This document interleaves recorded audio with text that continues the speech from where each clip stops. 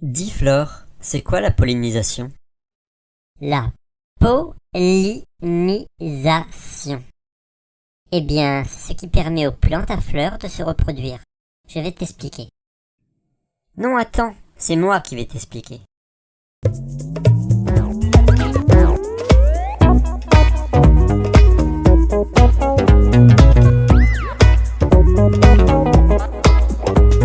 Les fleurs possèdent un organe femelle, le pistil, ou un organe mâle, l'étamine.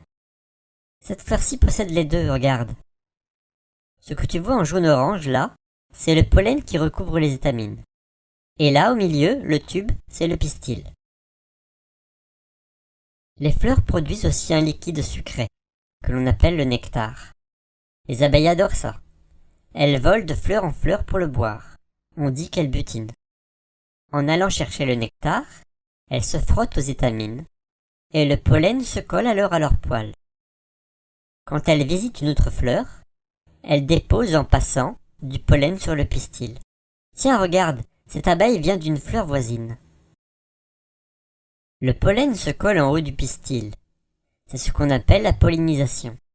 Après, le pollen glisse dans le tube où il rejoint l'ovule. C'est la fécondation. Le pollen et l'ovule ensemble se transformeront pour devenir un fruit.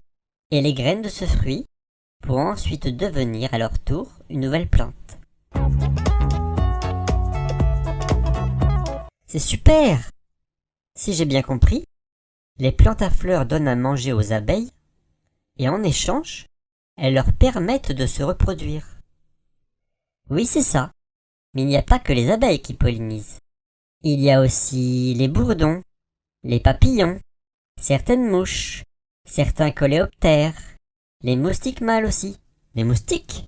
Oui, les moustiques mâles pollinisent des petites fleurs, comme celle du cacaoyer par exemple. Ah, moi j'aime bien le chocolat, mais pas les moustiques. Et puis certaines fleurs sont pollinisées par des oiseaux, comme les colibris, et d'autres fleurs par des chauves-souris. Oui, c'est ça la pollinisation.